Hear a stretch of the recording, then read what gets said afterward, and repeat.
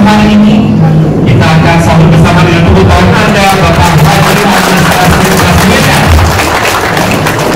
Selamat datang Pak Anies dan juga Salutin dan juga senang tokoh-tokoh yang ada di Aula Utama Yayasan Dana Sosial Priangan.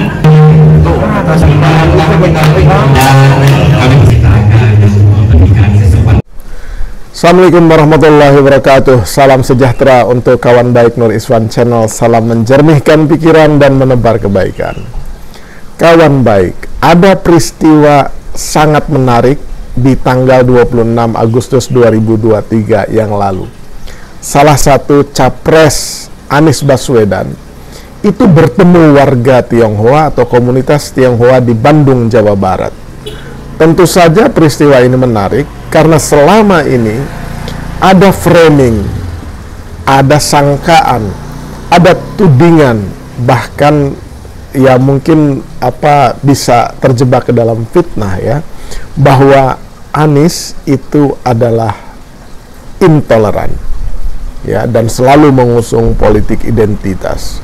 Artinya sebenarnya framing ini bertujuan agar komunitas Tionghoa menjauh atau dijauhkan dari seorang Anies Rashid Baswedan. Jadi pertemuan di Bandung itu sangat menarik untuk kita lihat dan kita ulas sedikit kenapa kemudian hal ini bisa terjadi. Jadi ada mungkin rasa penasaran ya dari komunitas Tionghoa. Dan ada juga kesadaran dari komunitas Tionghoa, apakah memang seorang Anies Rashid Baswedan ini adalah intoleran. Dan pertemuan itu membahas tuntas berbagai hal, berbagai keraguan, dan berbagai pertanyaan dari komunitas Tionghoa terhadap sosok Anies Rashid Baswedan. Nah, di dalam pertemuan itu, pertemuan tersebut terjadi di Yayasan Dana Sosial Priangan, di mana di sana juga ada Museum Kebudayaan Tionghoa di Indonesia ya. Jadi salah satu penanya ya bertanya bagaimana nasib kelompok minoritas Tionghoa apabila Mas Anies menjadi Presiden Republik Indonesia. Kemudian ada juga pertanyaan apakah memang Mas Anies itu intoleran, bagaimana Mas Anies mensikapi ya sangkaan intoleran ini. Nah, di dalam beberapa kesempatan sebenarnya Mas Anies sudah menjelaskan secara gamblang, tetapi penjelasan di depan komunitas Tionghoa sendiri ini menjadi menarik karena memang mereka bisa saling terbuka dan bertanya secara belak-belakan. Nah, salah satunya Mas Anies menyampaikan bahwa sangkaan itu tidak bisa dibantah dengan sekedar pernyataan, tetapi harus dibuktikan dengan kenyataan. Nah, kenyataan itu ya sudah dilakukan oleh Mas Anies ketika menjadi gubernur DKI Jakarta.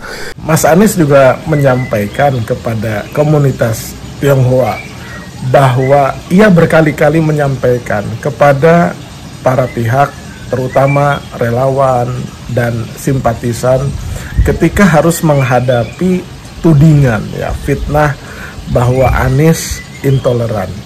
Nah, Mas Anies secara guyon menyampaikan bahwa ya kalau ada tudingan Anies intoleran tidak usah dibantah, tapi diiyakan saja. Oh, barangkali Anies itu memang intoleran, barangkali. Nah, kemudian minta saja kepada kelompok yang menuduh dan menuding dan memfitnah itu, boleh nggak mereka membuktikan atau memberikan contoh di mana atau bagaimana Anies itu bersikap intoleran. Nah, Mas Anies dengan tegas menyampaikan bahwa ia amat sangat yakin, ya Mas Anies amat sangat yakin dan bisa menjamin bahwa kelompok yang menuduh tersebut akan kesulitan dan tidak bisa menemukan satu contoh pun ya bahwa seorang Anies Baswedan itu adalah intoleran. Gitu. Itu salah satu contoh saja. Mas Anies memberikan begitu banyak contoh, ya, dari mulai gerbang pecinan yang berhasil Mas Anies kembali dibangun setelah dihancurkan oleh penjajah Jepang. Jadi beberapa gubernur selama ini sulit untuk membangun kembali gerbang pecinan tersebut, tetapi oleh Mas Anies itu berhasil dibangun gerbang pecinan di DKI Jakarta itu. Caranya bagaimana? Ya karena gubernur-gubernur sebelumnya mungkin khawatir terhadap penolakan gitu. Nah, Mas Anies menyampaikan sebelum ia membangun kembali gerbang pecinan tersebut, ia berkomunikasi dan meyakinkan kelompok atau masyarakat yang tidak setuju. Nah, ketika dijelaskan kepada pihak-pihak yang tidak setuju itu, ya kemudian akhirnya sebelum dieksekusi, ya mereka bisa menerima ya argumentasi atau alasannya pemerintah Provinsi DKI membangun kembali gerbang pecinan, dan akhirnya ya berhasil dibangun, kata Mas Anies, gerbang pecinan itu. Nah, kemudian hal yang lain, Mas Anies bercerita bahwa ya dulu sulit sekali misalkan pohon Natal itu bisa dipamerkan di sekitar Tamrin misalkan ketika menjelang perayaan Natal. Nah, kalau kalangan Muslim boleh takbiran, boleh bikin acara berkeliling untuk menyambut perayaan Hari Raya Idul Fitri, nah Mas Anies kemudian memberikan kesetaraan sehingga pohon-pohon Natal itu ya itu bisa berdiri secara megah di Tamrin. Nah, itu aspek kesetaraan yang bisa diberikan oleh Mas Anies, bisa diambil kebijakannya oleh Mas Anies ketika menjadi gubernur gitu. Belum lagi bantuan operasional tempat ibadah yang tidak hanya diberikan kepada kalangan Muslim dalam hal ini masjid, tapi juga gereja dan tempat ibadah lainnya.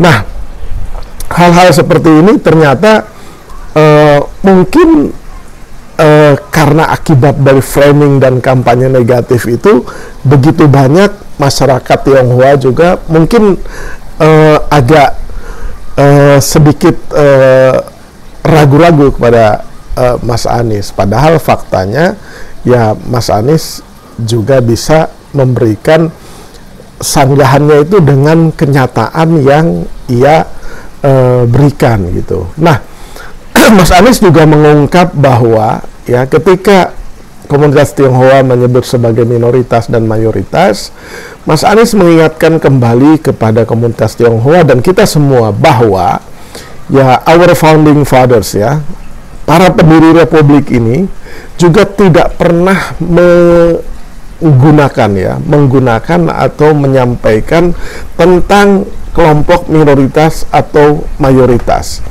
Para pendiri republik, kata Mas Anies, itu selalu menyebutnya sebagai golongan, ya golongan yang tidak penting itu minoritas atau mayoritas gitu. Jadi kesetaraan itu tidak hanya untuk minoritas atau mayoritas, tetapi untuk setiap anak bangsa itu harus diperlakukan secara setara dan berkeadilan.